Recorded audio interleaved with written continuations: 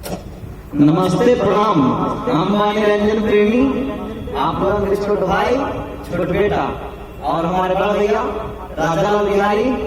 और आज कत्यानी फिल्म में हम लोग दोनों भाई बहनी और गाना बहुत मधुर गाना सुनाए हम भाई राजा लाल, आप लोग इनसे मिली। भैया नमस्कार प्रणाम। हम भोजपुरिया गायक और मगहिया राजा लाल बिहारी और आप लोग के बीच लाइव आए एक मशहूर गाना सुनाए, साइड सॉन्ग है, देवी गीत है। देखिए कि मेरे भाई लोग भोजपुरिया भाई लोग से मिल के रहे और जवान भी गलती हुई बिहरिया से छोट भाई समझ के माफ कर दिया और नहीं तो चपले जूतल से माफ करिए वो में चली। और मेरे गाना जो लिखे हैं रंजन प्रेमी जी मेरे भाई बहुत अच्छे रिकॉर्डिस्ट भी हैं, गिरी भी करते हैं। जितने मेरे गाना छूट रहे सारे इन्हीं के गाना लिखे हुए हैं। तो चलिए एक गाना हम अपने तो माई के दरबार में आई बोले तो माई के दरबार में तो सुने के चाहिए। कैसे हो?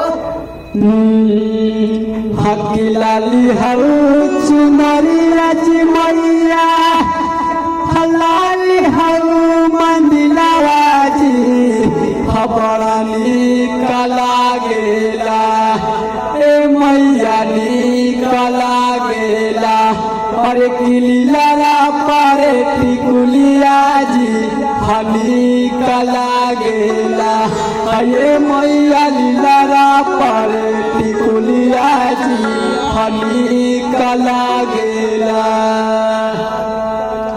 आई गईला तू जे मैया बाघा पे सवार हाथवा में ले जे मैया हथिया तलवार। आई गईला तू जे मैया बाघा पे सवार हाथवा में ले जे मैया हथिया तलवार।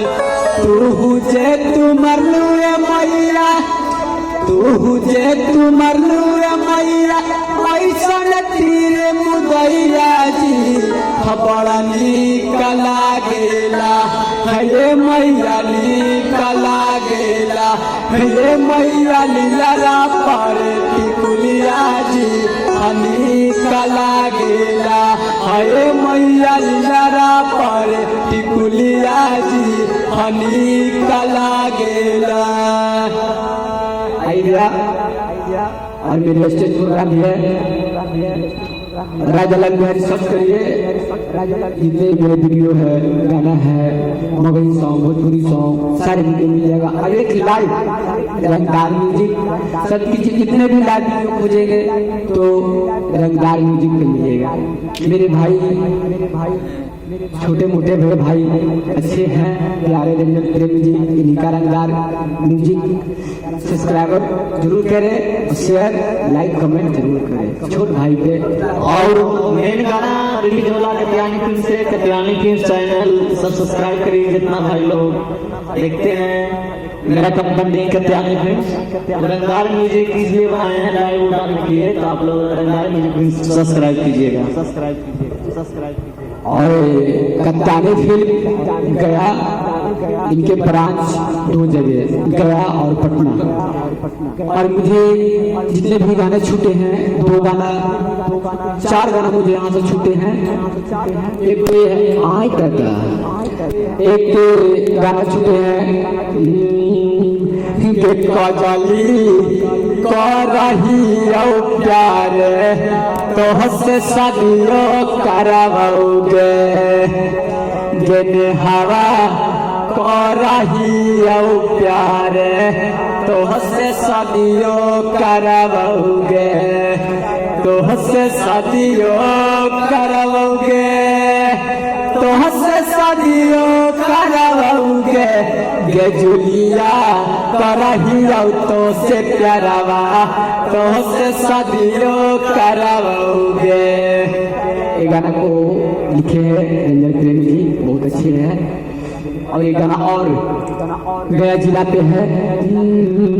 अगर है कछौड़ी गया जी लगे ऐसे चल हम करता जिनसा भी लगे। अगर है कछौड़ी गया जी लगे ऐसे चल हम करता जिनसा भी लगे।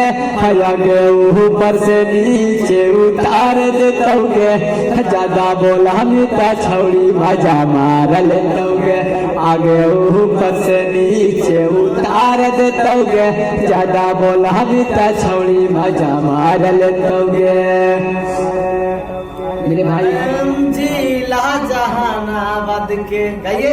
जिला जहानाबाद के होखे साबे डालिगे जादे कुछ बोला मीता हदे तो तोरा नदिगे। आगे काट लेता गोरे गोरे गलिया गे आगे चाट लेता दूधावा के छलिया गे। किया गे ऊपर से नीचे उतार देतोगे ज्यादा बोल हम छौड़ी मजा मार लेतोगे। भाई मेरे अच्छे प्यारे अच्छे गाने लिखे हैं। राइटर रंजन प्रेमी हरे राइटर रंजन प्रेमी छोड़ी तो नारानी तोरा के छोड़ाई देता देहिया के पानी। गायक राजा बिहारी छोड़ी तो नारानी तोरा के छोड़ाई देता देहिया के पानी।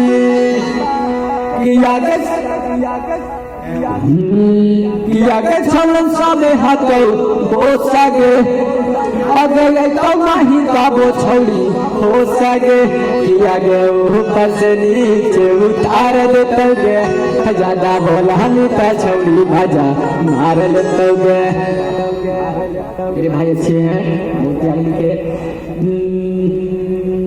एक गाना और जो अभी रिकॉर्ड हुआ है वो गाना तो नहीं दर्द के दवाइया बहुत अच्छा है। सोनवा के सी बढ़िया पर अंतरासी मस्त गाना है। कैसे हुआ ए सैया उठाता बे दर्दिया जाके दवाइया लिया हो।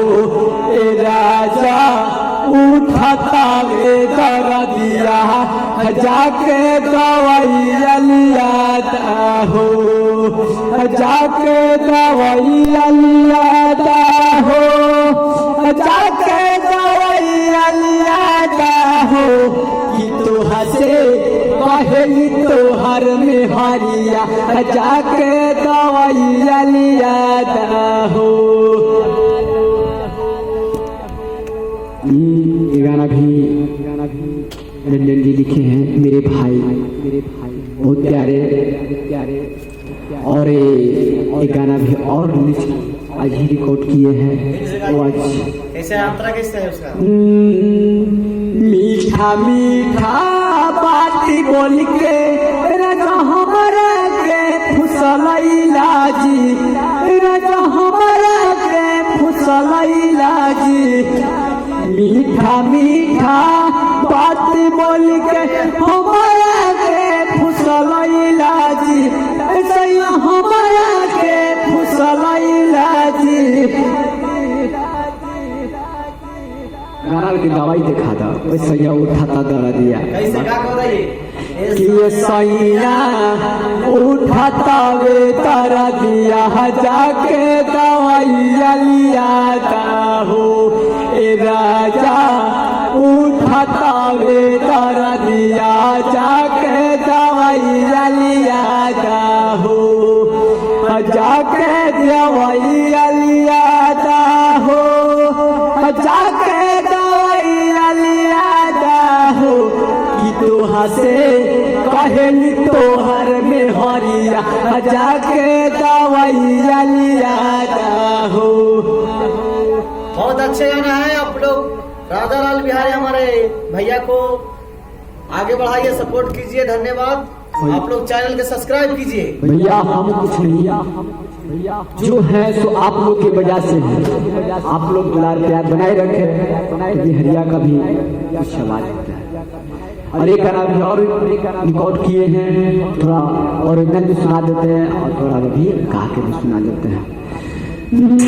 Mixed by DJ Chadina, mixed by DJ Chadina.